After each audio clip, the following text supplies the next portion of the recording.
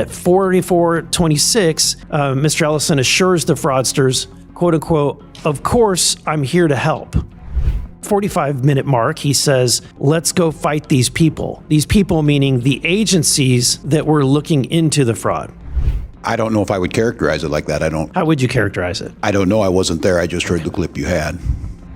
How much fraudulent money has been recovered? I've heard the highest number is 80 million. There's no evidence to back that up. Do you think the effort to return the money has been successful? I can't speak to that. I don't have any part in that.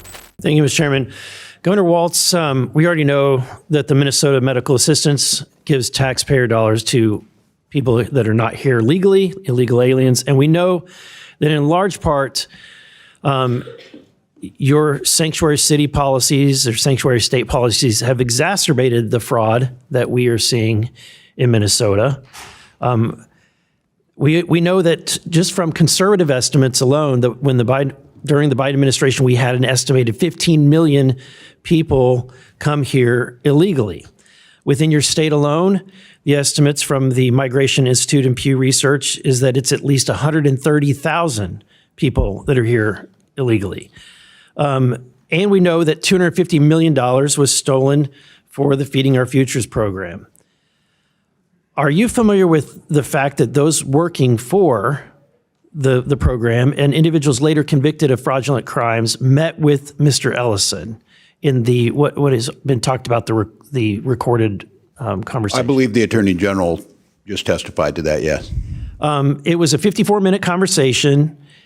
And in it, the conversation was recorded as an audio file secured by, there was a request to get that information.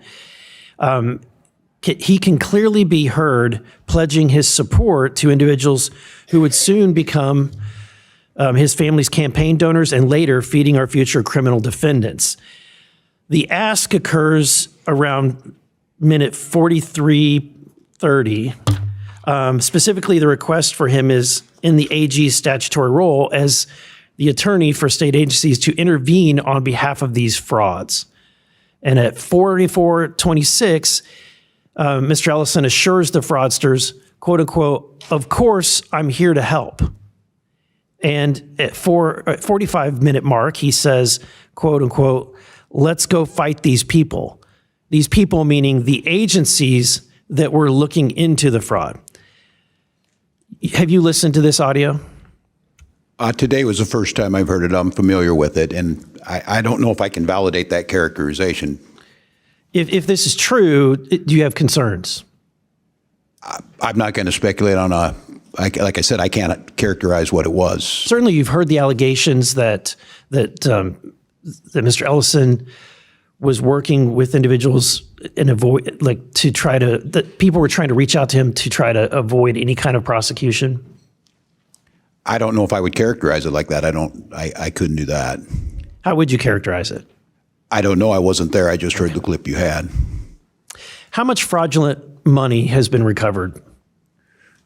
Oh, I don't have the number in front of me, but I've heard the highest number is 80 million. I mean, that could be. I can't verify that. So it's reported that it's at most it's $80 million. And as we know, the amount that has been attributed to fraud in Minnesota alone is estimated, I think on the low end, the conservative side is $9 billion. I think the Trump administration says $19 billion. Congressman, I don't see anything to show that, but what I've acknowledged is $1 is too much. I think the local people and the folks who are taking count of this show it just at about 271 million. Do you think the effort to return the money has been successful? I can't speak to that. I don't have any part in that. I think that returning 80 million out of assume it's just 9 billion, which would be 0.08%, less than 1% of the money has been gotten. Congressman, no one's saying the $9 billion other than a potential for that, and that would mean every dollar that's out there. And I think that was characterized last week by the U.S. Attorney's Office as saying that caused problems because there's no evidence to back that up. But I want to be clear, that doesn't make it any better. I just want to be clear. I hear you on the $300 million. There's more work. Would you agree there's more work to do? If you're at 1% or less than 1%, there's more work to do. I think if it's 99%, there's more work to do. Last week, you stated to the press that you have fired people who weren't doing their jobs. Is that correct? What I stated is that people have been put into new positions, that we removed people from positions. So you did not fire anyone? So people stepped away. Shuffled the decks on the Titanic. I think they left. They left state government. Okay. All right. Thank you, Mr. Chairman. I yield back. Gentleman yields back. Chair recognizes Mr. Timmons and then McGuire. Thank you, Mr. Chairman. Thank you, Mr. Chairman, and thank you to the witnesses for being here today. Governor Walz, under your leadership, Minnesota has become the poster boy of fraud in America.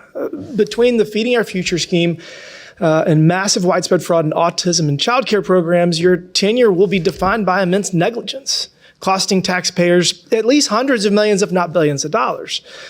In 2019, in the first months of your administration, your legislative auditor found serious weaknesses in the child care assistance program, including inadequate attendance verification, repeat bad actors cycling through the system, weak enforcement, and employees who feared retaliation for raising concerns.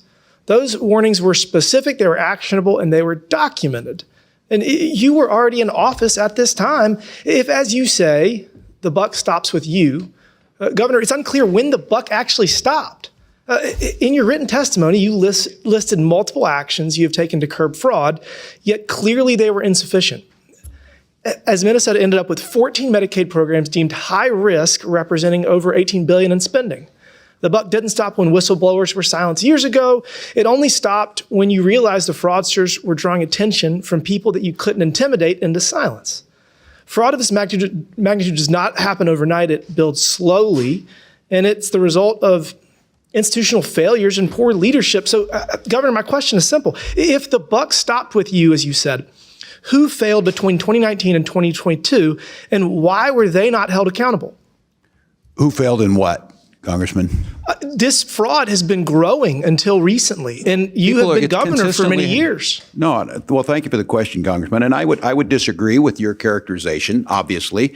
And the legislative auditor, I don't know what the time period they investigated. Those are usually come months after they did it. We took office in January of 2019 and immediately started acting on what the OLA, the Office of Legislative Auditor, independent branch, started asking us to do, where we started changing the programs. That's not what the record reflects. The record reflects that there were all of these whistleblowers and they were being intimidated because alleged racism was the motivation behind the degree of enforcement. Congressman, I've never got a chance to speak to these folks. What I will say is that, and my time in Congress proved that, I strongest whistleblower protections we can possibly have. We have plenty of opportunities. We're not talking to every other state. We're talking to Minnesota because of the rampant fraud.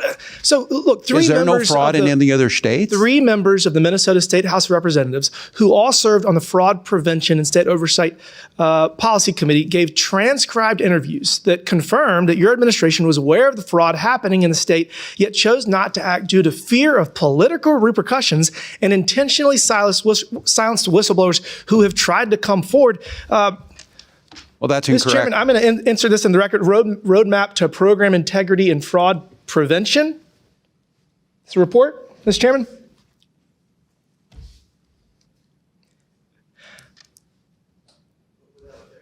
Thank you, Mr. Chairman. This report relays that several current and former Department of Human Services employees have described messaging from DHS leadership that emphasize compassion over compliance. So the former leaders have said that DHS should be guided by 70% compassion and 30% compliance. And then in 2023 DHS public presentation, leadership encouraged employees to embrace a 60-40 mindset. Again, that's 60% compassion and 40% compliance.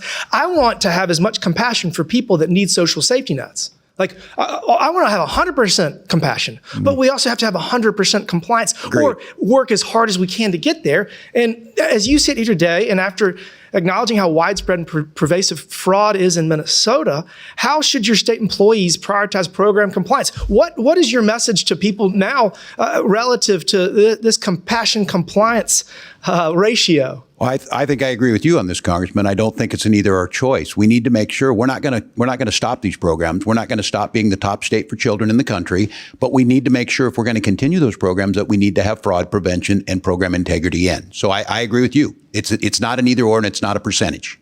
In order to give the benefits to the people that need them most, we have to be good stewards of tax dollars. That's right. And for every dollar that is stolen through waste, fraud, and abuse, that is a dollar that cannot go to people that need it most. So we need to prioritize compliance, make sure that we have the least amount of fraud possible. And with that, Mr. Chairman, I yield back.